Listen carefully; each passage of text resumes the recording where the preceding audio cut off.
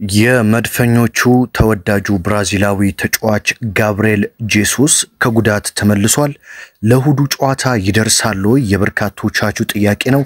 ስለ ጋብሪኤል ጄሱስ የሁዱ ጨዋታ ይደርሳል ወይ ስለሚለው አዲስ የተሰማ መረጃ አለ ወደ እናንተ የማደርሰው ይሆናል። በሌላ በኩል ቡካዮ ሳካ በመድፉ ቤት ለቀጣይ 5 ዓመታት የሚያቆየውን ውል ለመፈረም እንደተስማማ መረጃዎች እየወጡ ነው። የቶተንሃሙ አሰልጣኝ ቶማስ ፍራንክ ስለ አርሰናል ተናግረዋል። አሰልጣኝ ሚኬል አርቴታም ስለ ቶተንሃሙ ጨዋታ የተወሰኑ ሐሳቦችን ከጋዜጣዊ መግለጫቸው በፊት አንስተዋል። ዋይን ሩኒ ስለ አርሰናል ስለ ቪክተር ዮኬሬሽ የተናገረውን ጨምሮ የቀድሞ እንግሊዛዊው አሰልጣኝ ስለ አርሰናል የተናገረውን አስደናቂ ንግግርን ጨምሮ በርካታ መረጃዎችን ወደ እናንተ የማደርስ ነው የሚሆነው። ሰላም ጤና ይስጥልኝ ውድ አድማጭ ተመልካቾቼ፣ እንደምናችሁ አብርሃም ፍቅሬ ነኝ። የዕለቱ ወሳኝ ጥንቅ እንደተለመደው በአማረ መልኩ ወደ እናንተ መድረስ ይቀጥላል።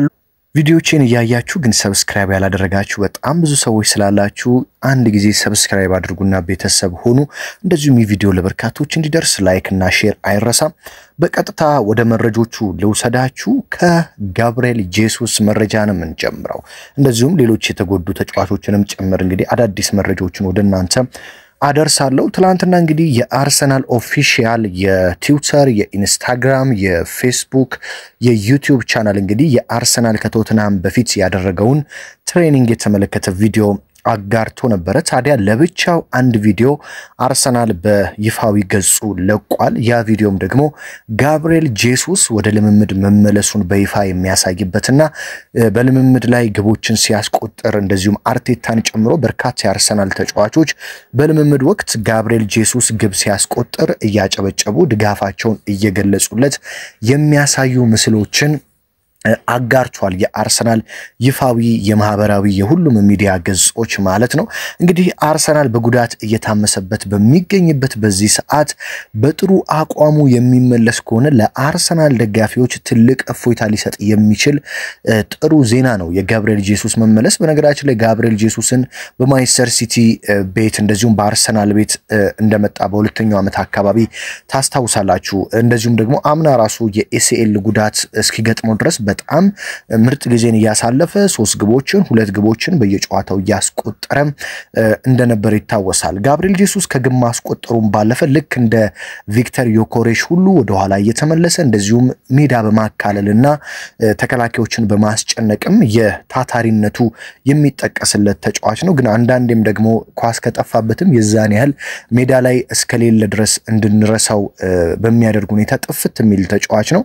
ታዲያ ጋብሪኤል ጄሱስ በጥሩ አቋሙ የሚመለስ ከሆነ ለአርሰናል በተለይም ዮኬሬሽና ሃቨርትስ በሙሉ አቋም እስኪመለሱ ድረስ ትልቅ እፎይታን ለአሰልጣኝ ሚኬል አርቴታ መስጠት የሚችል ብራዚላዊ ተጫዋች እንደሆነ መናገር ይቻላል። ያው እንደምታውቁት ከሃቨርትስ ይመለሳል ተብሎ የነበረ ቢሆንም በገጠመው ድጋሚ ጉዳቱ አገርሽቶበት አሁንም ለ1-2 ወር ከሜዳ እንደሚርቅ ተሰምቷል ማለት ነው። እስከ ፈረንጆቹ አዲስ ዓመትም የመመለስ እድሉ ጠባብ እንደሆነ ተሰምቷል።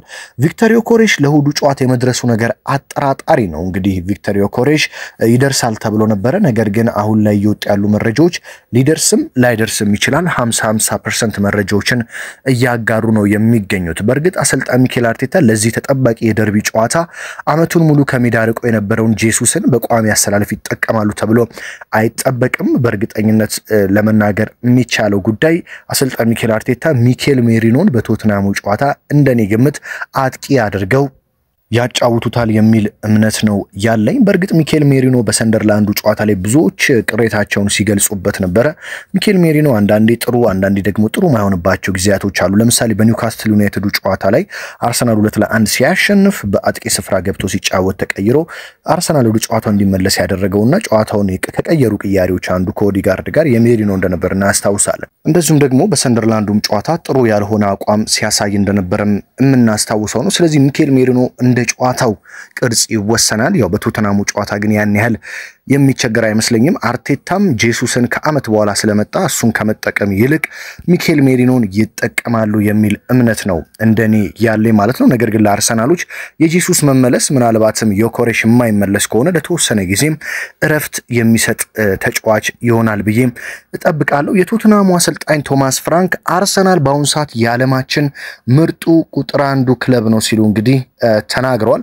ቶማስ ፍራንክ እንግዲህ የቶተንሃም አሰልጣኝ ሆኜ ይህንን መናገር እንደሌለብኝ አውቃለሁ፣ ነገር ግን በዚህ ሰዓት የዓለማችን ምርጡ ቡድን አርሰናል ነው ሲሉ እንግዲህ የቶተንሃሙ አዲስ አሰልጣኝ ቶማስ ፍራንክ ተናግረዋል ማለት ነው። በነገራችን ላይ አርሰናል በእንግሊዝ ፕሪሚየር ሊግ በሜዳው ብዙ ጨዋታ ያሸነፈውና ብዙ ነጥብ ከሰበሰበባቸው ቡድኖች ውስጥ ከኤቨርተን እና ከኒውካስትል ቀጥሎ ሶስተኛ ላይ ያለው ቶተንሃም ነው። አርሰናል በሜዳው ቶተንሃምን ለረጅም ጊዜ ሲያሸንፈው ነው የኖረው። በአንደኛ ደረጃ አርሰናል በሜዳው ኤቨርተንን ነው ያሸነፈው 32 ጨዋታዎችን አድርጎ 24 ጊዜ አሸንፎታል። እንደዚሁም ደግሞ ኒውካስትል ዩናይትድን በሁለተኛ ደረጃ 30 ጨዋታ አድርጎ 23ቱን አሸንፎታል። ሶስተኛ ላይ ያለው ታዲያ ቶተንሃም ነው። ቶተንሃምን አርሰናል በሜዳው 32 ጊዜ ተጫውተው 19 ጊዜ ነው አርሰናል ቶተንሃምን በኤምሬትስ ያሸነፈው። እንደዚሁም ደግሞ በኤምሬትስ ብቻ ሳይሆን በቀድሞ በሃይቡሪ ስቴዲየም ማለት ነው 12 ጨዋታ አቻ ሲወጡ ቶተንሃም ደግሞ አንድ ጊዜ ብቻ ነው አርሰናልን ድል ማድረግ የቻለው በአርሰናል ሜዳ ማለት ነው። ስለዚህ አርሰናል በሜዳው ቶተንሃም ላይ ጥሩ ሪከርድ አለው። አርሰናልም ያሸንፋል ተብሎ የሚጠበቀው ይህንን ጨዋታ ለዚህ ነው። አሰልጣኝ ሚኬል አርቴታ በነገራችን ላይ ከቶተንሃም ጋር ባለፉት ወደ 6 የሚጠጉ ዓመታት 11 ጨዋታዎችን አድርጓል። ታዲያ 11 ጨዋታዎችን ሲያደርግ 7ቱን አርቴታ በቶተንሃም ላይ በድል ነው የተወጣው። አንድ ጨዋታ በአቻ አጠናቋል። እንደዚሁም 3 ጨዋታዎችን በቶተንሃም አርቴታም ተሸንፏል። ታዲያ we want to win the game ሲል አርቴታ ጨዋታውን ግዴታ ማሸነፍ እንፈልጋለን በሚል እንግዲህ አርቴታ ከጨዋታው በፊት መናገራቸው ተሰምቷል ማለት ነው። በሌላ በኩል እንግዲህ የቀድሞ እንግሊዛዊው አሰልጣኝ ሳም አላርዲያስ ይሄ ዓመት የአርሰናል ዓመት ነው፣ አርሰናልን ዋንጫ ከማሳካት የሚያግደው አለ ብዬ አላስብም ሲሉም ተናግረዋል ማለት ነው። ይሄ ዓመት የአርሰናል ይሆናል ያሉት አሰልጣኙ ለዚህም 2 መሰረታዊ ምክንያቶችን ጠቅሰዋል። አንደኛ አርሰናል ብዙ የማጥቃት አማራጭና ችሎታ ያለው መሆኑ በዚህ ዓመት ለስኬት ከሚያበቁት ምክንያቶች አንዱ መሆኑን አሰልጣኙ ተናግረዋል። እንደዚሁም የኋላ መስመሩ ከምርጦች አንዱ መሆኑና ለአሸናፊነት ያበቃዋል የሚል እምነት እንዳላቸው ገልጸዋል ማለት ነው። ማንቸስተር ሲቲ አሁንም በሽግግር ጊዜ ላይ እያለፈ ነው። ሊቨርፑል በችግር ላይ ነው የሚገኘው። ስለዚህ አርሰናልን ከዋንጫ ማሳካት የሚያግደው ቡድን አለ ብዬ አላስብም ሲሉ እንግዲህ አሰልጣኝ የቀድሞ እንግሊዛዊ አሰልጣኝ ተናግረዋል ማለት ነው። እንግዲህ በሌላ በኩል ደግሞ ወደ ዋይን ሩኒ ስናመራ ዋይን ሩኒ በፕሪሚየር ሊጉ ቪክተር ዮኬሬሽ ምርጡ ፈራሚ ነው ሲል ተናግሯል። ከማንቸስተር ዩናይትዱ ቤንጃሚን ሼሽኮ ጋር ሲያፎካክራቸው ማለት ነው። ታዲያ ዋይን ሩኒ ማንቸስተር ዩናይትድ ከፈረመው ቤንጃሚን ሼሽኮ በላይ ለአርሰናል የፈረመው ቪክተር ዮኬሬሽ ለኔ ምርጡ ፈራሚ ነው ሲል የዩናይትድ የቀድሞ ተጫዋች ዋይን ሩኒ ተናግሯል። ዋይን ሩኒ አክሎም ቪክተር ዮኬሬሽ ብዙ ግቦችን አያስቆጥር እንጂ ሜዳ ላይ የሚያደርገው እንቅስቃሴ ወደ ፕሪሚየር ሊግ ከመጡ ምርጥ ፈራሚዎች መካከል ዋነኛው ነው ብዬ እንዳስብ አድርጎኛል ሲል ነው እንግዲህ የተናገረው ማለት ነው። በሌላ በኩል የቀድሞ የአርሰናልን ተከላካይ የምታስታውሱት ከሆነ ፊሊፕ ሴንደሮስን ታስታውሱታላችሁ። መላጣው ተከላካይ ቀዩ ምናልባት ብዙዎቻችሁ ታስታውሱታላችሁ ብዬ አስባለሁ። የቀድሞ የአርሰናል ተከላካይ ማለት ነው። እሱም ሲናገር ሁሉም ወደ አርሰናል የመጡ አዳዲስ ፈራሚዎች በቡድኑ ላይ ጥሩ ተጽዕኖን አሳድረዋል። ነገር ግን ለኔ ማርቲን ዙቤሜንዲ ከፍተኛ ተጽዕኖ ያሳደረው ተጫዋች ነው። የመሃል ሜዳውንና የአርሰናልን የቡድን ሚዛን በሚገባ መጠበቅ ችሏል። ዲክላን ራይስ ሙሉ ሜዳውን እንደፈለገ የሚሽከረከረው ከማርቲን ዙቤሜንዲ ነፃነት ስላገኘ ነው። ዲክላን ራይስ ማድረግ የሚወደው በነፃነት ሁሉን ቦታ ማካለል ነው። ለዚህ ደግሞ ማርቲን ዙቤሜንዲ ትልቅ እገዛ አድርጎለታል ሲል እንግዲህ የቀድሞ የአርሰናል ተከላካይ ፊሊፕ ሴንደሮስ ተናግሯል። ዲክላን ራይስ ከአንድ ቦታ ላይ መቆም አይወድም። ስለዚህ እንደፈለገ ለመቦረቅ ነፃነት የሚሰጠው ተጫዋች ይፈልጋል። ማርቲን ዙቤሜንዲ ደግሞ ይህንን ነፃነት በአርሰናል ቤት መስጠት የሚችለው ድንቁ ተጫዋች ነው ሲል እንግዲህ ሴንድሮስ ተናግሯል ማለት ነው። ከኳስ ውጪ ታጋይና ተፋላሚ ነው። ኳሱን በጣም በብልሃት ማንቀሳቀስ ይችላል። ለአርሰናል ድንቅ ፈራሚ ነው። ለቡድኑ ብዙ ነገር ጨምሯል ሲል እንግዲህ ለማርቲን ዙቢሜንዲ ያለውን ድንቅ አድናቆት ገልጿል ማለት ነው። በነገራችን ላይ ይህ ስፓኒያርዱ የአርሰናል የመሃል ሜዳ ሚዛን ጠባቂ ማርቲን ዙቢሜንዲ ባለፉት 10 ጨዋታዎች ለሀገሩና ለክለቡ አርሰናል ባደረጋቸው ጨዋታዎች ከ10 የተሰጠው ሬቲንግን ስትመለከቱ ሁሉም ሬቲንጎቹ አረንጓዴ ናቸው። አረንጓዴ ማለት እንግዲህ በጣም ምርጥ እንቅስቃሴን በሜዳ ላይ ማድረግ ችሏል ማለት ነው። እንግዲህ ዛሬ ሌላኛው ለአርሰናል ደጋፊዎች በጣም አስደሳች የተሰማው ዜና ምንድነው? ቡካዮ ሳካ ባለፈም ሰርቼላችሁ ነበር አስቀድሜ ያው እንግዲህ ከኔ የሚያመልጥ መረጃ እንደሌለ ታውቃላችሁ። ታዲያ አሁን ደግሞ አርሰናሎች በይፋ ቡካዮ ሳካ ለ5 ዓመታት እስከ 2030 ሊያቆየው የሚችለውን ኮንትራት በመርህ ደረጃ እንደተስማሙና ከቶተናሙ ጨዋታ በኋላ ፊርማው ይፋ እንደሚደረግ አሳውቀዋል ማለት ነው። ስለዚህ ባለፈው ሰራላችሁ ብዙዎቻችሁ በጥርጣሬ ስትጠይቁ የነበረ የቡካዮ ሳካ ፊርማ ጉዳይ ነገር ግን የተረጋገጠና ቡካዮ ሳካ በቀጣይ 5 ዓመታት በአርሰናል ቤት እንደሚቆይ መረጋገጡ ዛሬ እንግዲህ ተዘግቧል ማለት ነው። አርሰናልም ከቶተናም ከሰሜን ለንደኑ ደርቢ ጨዋታ በኋላ የቡካዮ ሳካን ኮንትራት ይፋ አድርጎ ለደጋፊዎች ያስተዋውቃል ተብሎም ይጠበቃል ማለት ነው። እንግዲህ የብዙዎች የሚጠበቅ አንድ ጉዳይ አለ። አርሰናል በቶተናሙ ጨዋታ የትኛውን የተከላካይ ስፍራ አሰላለፍ ይዞ ይገባል? 4 አይነት አሰላለፎች ይፋ ተደርገዋል። ምርጫ 1፣ ምርጫ 2፣ ምርጫ 3 እና ምርጫ 4 በሚል አርቴታ ሊጠቀመው የሚችለው የተከላካይ ስፍራ አማራጮች ይፋ ተደርገዋል ማለት ነው። እንግዲህ እናንተ የትኛው አማራጭ ቢሆን ደስ እንደሚላችሁና እንደምትወዱት ኮሜንት ላይ ታስቀምጡልኛላችሁ። የአርሰናል ታማኝ የሚባሉና የእግር ኳስ ተንታኞች አርሰናል ከነዚህ 4ቱ አንዱን ይጠቀማል ብለው ይፋ አድርገዋል። በአንደኝነት ላይ የተቀመጠው እንግዲህ ካላፊዮሪ በቦታው ይሰለፋል፣ ጁሪየን ቲምበርም በቦታው ላይ ይሰለፋል፣ ሳሊባም በቦታው ላይ ይኖርና በማጋሌሽ በኩል ፔሮ ሂንካፔ ይሰለፋል ማለት ነው። በሁለተኛ ወይም ደግሞ በኦፕሽን ቢ ላይ ደግሞ የተቀመጠው ካላፊዮሪና ቲምበር በቦታቸው ላይ ይቀመጣሉ። ዊሊያም ሳሊባም በቦታው ላይ ይቀመጥና ክርስቲያን ሞስኬራ ደግሞ ጋብሪኤል ማጋሌሽን ተክቶ ይገባ ይችላል ሲሉ እንግዲህ ግምታቸውን አስቀምጧል።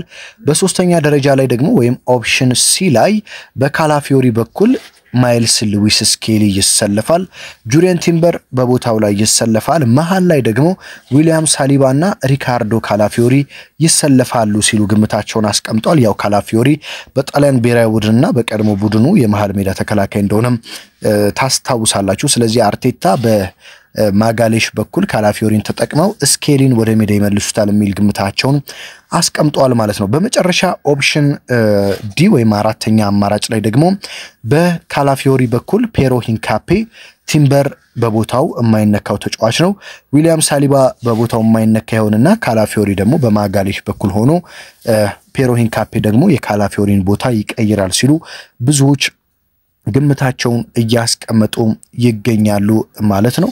እናንተ የትኛውን አሰላለፍ አሰልጣኝ ሚኬል አርቴታ ቢጠቀሙ ውጤታማ ይሆናሉ ብላችሁ እንደምታስቡ ኮሜንት ላይ ልታስቀምጡልኝ ትችላላችሁ ማለት ነው። በነገራችን ላይ ለአርሰናል ሌላኛው ጥሩ ዜና ጋብሪኤል ማርቲኔሊ እና ኖኒ ማዱኬ ለሁዱ ጨዋታ ዝግጁ የመሆናቸው እድል ከ80% በላይ እንደሆነም እየተገለጸ ነው የሚገኘው። ስለዚህ አርሰናልን የሚያሳስበው ጉዳት የተከላካይ ስፍራው የማጋሌሽ ጉዳት ብቻ እንደሚሆን ይጠበቃል። በእርግጥ ፔሮ ሂንካፔ በጥሩ አቋሙ ላይ የሚገኝ ከሆነ ለአርሰናል ይህም ብዙ አሳሳቢ ይሆናል ተብሎ አይጠበቅም። በተለይ ማርቲኔሊና ኖኒ ማዱኬ የሚመለሱ ከሆነ አርቴታ ቀይረው ወደ ሜዳ በማስገባት የሚቸገሩ ከሆነ የግብ ዕድሎችን ለመፍጠር በደንብ ይጠቀሙባቸዋል ተብሎም ይጠበቃል። እንደዚሁም ትሮሳርድን አጥቂ አድርገው ማርቲኔሊን በስፍራው ላይ ያሰልፉት እንደሚችሉ ግምቶች እየወጡ ይገኛሉ። በተለይ ግን የኖኒ ማዱኬ ለሁዱ ጨዋታ ዝግጁ የሚሆን ከሆነ ለአርሰናል በጣም ትልቅ ነገር ነው የሚጨምረው። ምክንያቱም እንደምታውቁት ቡካዮ ሳካ ረጅም ጊዜዎችን በቋሚነት ነው የሚጫወተው። ብዙ ፍትጊያዎች፣ ብዙ እርግጫዎች ያሉበት ምቶች ያሉበት ሊግ እንደሆነ ይታወቃል እንግሊዝ ፕሪሚየር ሊግ። ስለዚህ ቡካዮ ሳካ ብቻውን በዛ ቦታ በሚሰለፍበት ጊዜ ለጉዳት የመጋለጡ እድል እየሰፋ ስለሚመጣ የኖኒ ማዱኬ መመለስ ቡካዮ ሳካን እንዲያግዘውና ሳካ የተወሰኑ ረፍቶችን እንዲያገኝ እንደዚሁም ከጉዳት እንዲያመልጥ ይረዳዋል። ያው ማዱኬም ቀላል የሚባል ተጫዋች አይደለም። ከጉዳት በፊት ምርጥ አቋሙን ሲያሳይ እንደነበረም እናስታውሳለን። ስለዚህ አሰልጣኝ ሚኬል አርቴታ በቡካዮ ሳካ ፈንታ ማዱኬን ቀይረው ማስገባት ይችላሉ ከረፍትና ከ70 ደቂቃ በኋላ። ስለዚህ ተጽዕኖ መፍጠር የሚችል ተጫዋች ነው። ማርቲኔሊም ከጉዳቱ በፊት እንደነበረው አቋም በምርጥ አቋሙ የሚመለስ ከሆነ ለአርሰናል በጣም ሌላኛው ቆንጆ አማራጭ ነው። እስካሁን ድረስ ያልታወቀውና ይገባል ወይስ አይገባም ተቀያሪ ወንበር ላይ ይኖራል አይኖርም የሚለው እንግዲህ የኦዴጋርድና የዮኮሬሽ ጉዳይ ነው በብዙዎች ዘንድ መመለስ ያልቻለው ማለት ነው። እንግዲህ ዮኮሬሽ እንዳልኳችሁ 50-50 ነው። ስለ ኦዴጋርድ ግን እስካሁን ድረስ ምንም አይነት የመረጃ ምንጮች እያጋሩ አይደለም። በትላንትናው የአርሰናል የልምምድ ወቅት ግን ጄሱስ፣ ዮኮሬሽ እንደዚሁም ሌሎች በጉዳት ላይ የነበሩ ማርቲኔሊን የመሳሰሉ ተጫዋቾች ታይተዋል። ስለዚህ በጨዋታው የመኖራቸው እድል ሰፊ ሊሆን እንደሚችል ነው እየተነገረ የሚገኘው ማለት ነው። እንግዲህ የእንግሊዝ ፕሪሚየር ሊግ ቅዳሜ ይመለሳል። ታዲያ ቅዳሜ ሲመለስ የሚኖሩ ጨዋታዎች በጉጉት ይጠበቃሉ። ቅዳሜ በነገራችን ላይ ቀን 9 ሰዓት ተኩል ነው የእንግሊዝ ፕሪሚየር ሊግ የሚጀመረው። በርንሌይ ከቼልሲ ጋር በሚያደርጉት ጨዋታ ቼልሲ ይህንን ጨዋታ ያሸንፋል ተብሎ ይጠበቃል። ያው በርንሌይ ብዙም ከባድ ቡድን ስላልሆነ ማለት ነው። ሌላኛው ምሽት 12 ሰዓት ላይ ሊቨርፑል ከኖቲንግሃም ጋር የሚያደርጉት ጨዋታ ይጠበቃል። ሊቨርፑል እንግዲህ በከባድ የአቋም መዋዠቅ ውስጥ ነው የሚገኘው፣ የውጤት ቀውስ ውስጥ ነው የሚገኘው። ነገር ግን በአንፊልድ ነው ከኖቲንግሃም ፎረስት ጋር ጨዋታውን የሚያደርገው። ስለዚህ ሊያሸንፍ የሚችልበት እድል እንዳለም ይጠበቃል ማለት ነው። ምሽት 2 ሰዓት ተኩል የአርሰናል የዋንጫ ተፎካካሪ ይሆናል ተብሎ በብዙዎች ዘንድ የሚጠበቀው የፔፕ ጎርዲዮላው ማንቸስተር ሲቲ ከሜዳው ውጪ ወደ ሴንት ጄምስ ፓርክ ተጉዞ ከባዱን ኒውካስል ዩናይትድን ይገጥማል። በዚህ ጨዋታ ላይ ሲቲ የሚያሸንፍ ከሆነ ከአርሰናል ጋር ያለው የነጥብ ልዩነት ወደ 1 ይጠባል። ስለዚህ ለአርሰናሎች ከፍተኛ ጫናን የሚያሳድር ጨዋታ ይሆናል ተብሎ ይጠበቃል። ነገር ግን ሲቲ ወደ ኒውካስል ሄዶ የሚሸነፍ ወይም ደግሞ አቻ ወጥቶ ነጥብ የሚጥል ከሆነ አርሰናል ደግሞ እሁድ ቶተንሃምን ማሸነፍ ከቻለ የነጥብ ልዩነቱን በደንብ በማስፋት መጠቀም ይችላል ማለት ነው። እሁድ ዕለት ታዲያ አርሰናል ምሽት 1 ሰዓት ተኩል ነው በኤምሬትስ ስቴዲየም ተጠባቂውን የሰሜን ለንደን ደርቢና የሳምንቱን ትልቅ ጨዋታ ከቶተንሃም ጋር በኤምሬትስ ሰማይ ስር የሚያደርገው። ሰኞ ዕለት ደግሞ ምሽት 5 ሰዓት ማንቸስተር ዩናይትድ ከኤቨርተን የሚያደርጉት ጨዋታ የሚጠበቅ ይሆናል ማለት ነው። መድፈኞቹ እንግዲህ በተለይ ሲቲ ነጥብ የሚጥልላቸው ከሆነ ቶተንሃምን በማሸነፍ የነጥብ ልዩነቱን ዳግም በማስፋት እስከ ፈረንጆቹ ገና ድረስ እንግዲህ ፕሪሚየር ሊጉን በብዙ ነጥቦች እየራቁ ለዋንጫ ፉክክሩ እንግዲህ አንድ እርምጃ ወደፊት በመሄድ የዋንጫ ተስፋቸውን ከ22 ዓመታት በኋላ ለማግኘት ይፋለማሉ ተብሎም ይጠበቃል። እንግዲህ የዕለቱ ወሳኝ ስፖርታዊ ጥንክሮች እነዚህ ናቸው። ውድ አድማጭ ተመልካቾቼ በየዕለቱ ወደ እናንተ ስፖርታዊ መረጃዎችን በአማረ መልኩ እንግዲህ እያደረስኩ እገኛለሁ። ለዚህ ቻናል አዲስ የሆናችሁ አሁንም ሰብስክራይብ በማድረግ ቤተሰብ መሆን አትርሱ። ይህን ቪዲዮም ሼር በማድረግ ለጓደኞቻችሁ ለብዙዎች እንዲቀላቀሉ እንድታደርጉም በአክብሮት ጋብዛለሁ ማለት ነው። ሀገር ውስጥ ከባህር ማዶ ናችሁ የዚህ ቻናል ቤተሰብ የሆናችሁና ሁልጊዜ ከጎን የሆናችሁትን ከልብ እያመሰገንኩኝ በሌላ ወሳኝ መረጃ በሌላ ወሳኝ ጥንክር በተለይም ነገ አርቴታና የቶተንሃም አሰልጣኝ ቶማስ ፍራንክ መግለጫ ይሰጣሉ ተብሎም ይጠበቃል። እሱን ደግሞ ወደ እናንተ ከመግለጫው በኋላ የማደርስ ነው የሚሆነው። ስለዚህ አሁንም በየዕለቱ መረጃዎችን ተከታተሉ። በሌላ ጥንክር በሌላ ወሳኝ መረጃ እስከምንገናኝ ታዲያ በያላችሁበት ሰላም ተመኘሁላችሁ።